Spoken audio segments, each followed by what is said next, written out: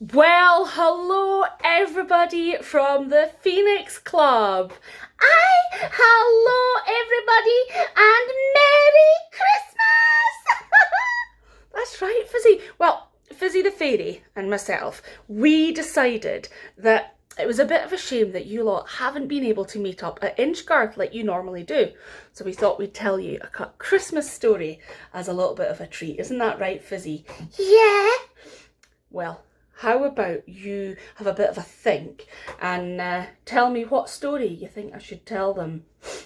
I know! Uh-huh. Yeah? That's a brilliant Christmas story. Yeah. I'm going to go sit down while you tell the story. Good idea, Fizzy. Well, the story that Fizzy the Fairy has suggested to me, I love it. It's one of my favourites. Now, a story could be set anywhere in the world, but it just so happens that it's about a wifey who lived in Garthdee in Aberdeen. Now, this was a little old lady and she lived all by herself and she had some grandchildren that she was really looking forward to seeing on Christmas Day. But the thing about this lady you need to know is that she spent so much time cleaning.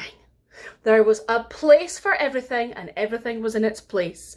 If she wasn't dusting, then she was hoovering. If she wasn't hoovering, well, she was washing the dishes. And if she wasn't washing the dishes, she was folding things and putting them away. And she had been working all day long to make sure that her house was spotless from the ceiling to the floor in every room. And then she had a nice mug of cocoa. She left out a biscuit and a wee glass of whiskey for Santa, and she crawled into her bed and fell fast asleep. Of course, she had her Christmas tree up, and it was a beautiful Christmas tree with perfect shiny ornaments all over it. And then something happened. Just before midnight, something came into the room.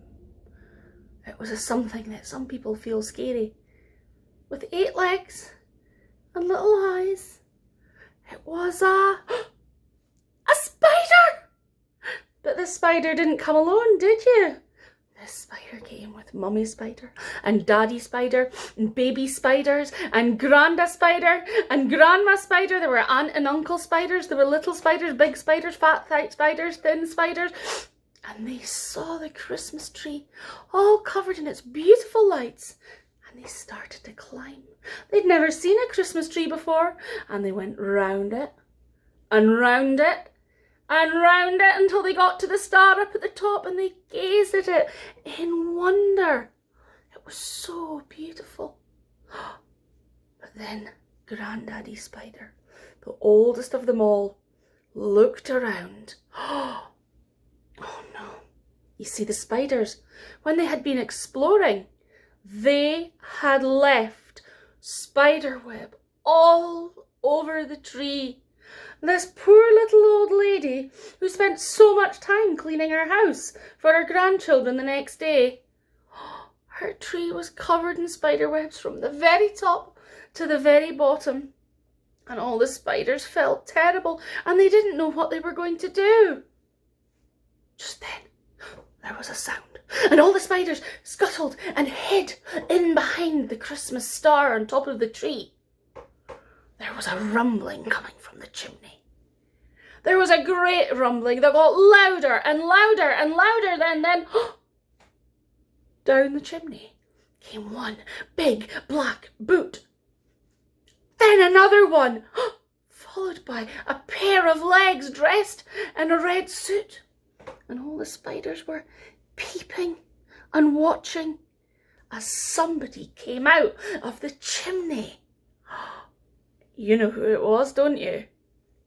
That's right, it was Santa Claus.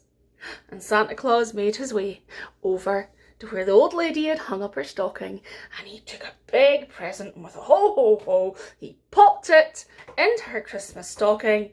He had a little taste of the whiskey and a little nibble of the shortbread that she'd left out for him, and then he turned round to look at the tree and ho ho oh, he said, oh, "Oh, this will never do," he said, because he knew that this little old lady spent so much time cleaning her house.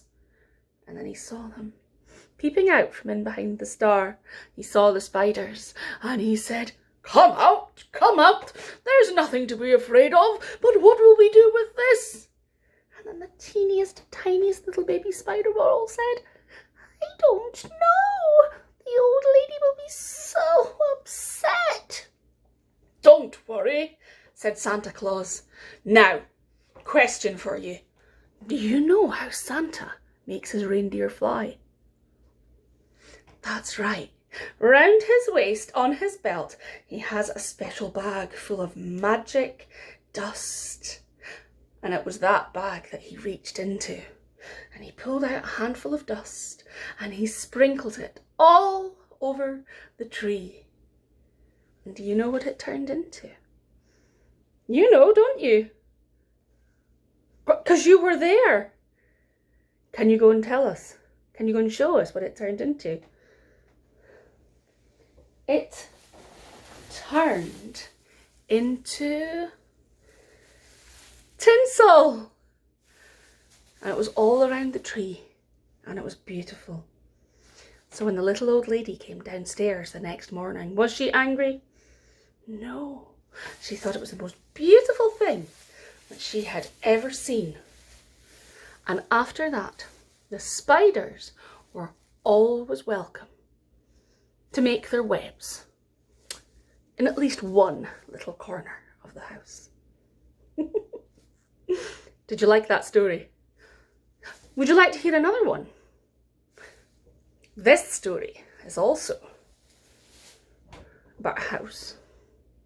It was a little house at the bottom of a hill next to a school, and in that house there lived a mummy, a daddy, a little boy and his big sister. And it was Christmas Day. Now on Christmas Day, it was the same thing every year. The children would get up really, really early and they would say, Mum, can we open our presents? Dad. And Mum and Dad would say, you can have a look at what's in your stocking from Santa. But the bigger presents wait until later because we have to wait until Granny comes. Now, Granny would come over at 11 o'clock. No later and no earlier. And you know what it's like. It was the longest time in the world waiting for Granny to come. And the boys and girls, they were just so excited. They didn't want to wait. They went up to Mum time and time again. Come on, Mum, can we go and get Granny? And she said no. But I'll tell you what, you can help me. Can you do something for me? Can you go and find a little red house with no windows, no doors, and a golden star inside? And the little boy and the little girl looked at each other and said, we can find that. And immediately they ran upstairs to their toy box and they pulled out a little red house. It was a toy house, but it did have windows and it did have doors. And when they opened it up, there was definitely no golden star inside. They went to ask Mummy, Are you sure it's in the house? Oh, she said, it could be outside. It's nice and bright. There's snow on the ground. Out you go. So the little boy and the little girl, they put on their gloves and they put on their hats and they put on their scarves and they put on their jackets, and outside into the garden they went and they started to build a snowman in the snow. Because it was Christmas Day, as soon as they had put the carrot nose on the snowman, he blinked and he opened his eyes and he said, oh, hello. And I said, oh, do you know? Where will we find a little red house with no windows, no doors, and a golden star inside? And he said, I don't know, but maybe the robin knows. And they looked and there was a robin on the fence. And the robin looked at them and tweet, tweet, he said, hello. Do you know where we will find a little red house with no doors, no windows, and a golden star inside? Tweet, tweet, he said, no, but maybe the north wind will know. Well, they knew there was one place where they would meet the north wind, and that was up on the hill. Up on the hill on the way to Granny's. So they popped in and they said, we're going to ask the north wind and it's almost time for Granny. Okay, said Mum, you go. So they opened the gate at the bottom of the garden and they walked up along the path up the snowy hill which went through the apple trees. The apple trees that they loved to visit in autumn, but there was only one apple left on the trees now because it was winter. Oh, it was chilly and the wind started to blow, and then they shouted, "North wind, north wind!"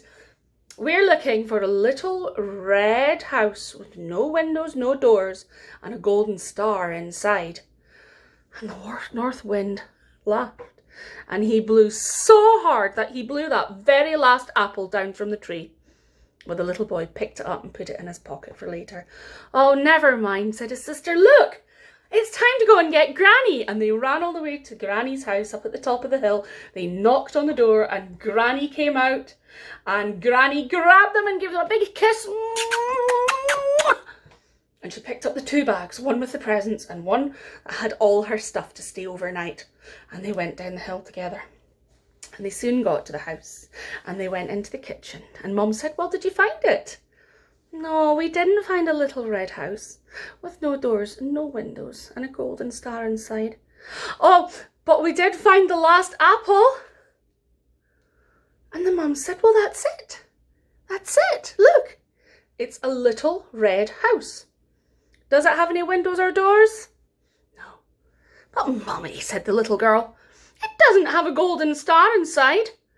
And Mummy took a knife out of the drawer, cut the apple open, and she said, "Oh, yes, yes it does." So I hoped you liked our stories, and I hope to see you all back at Inchgarth as soon as possible. And I want to wish everyone a very Merry Christmas!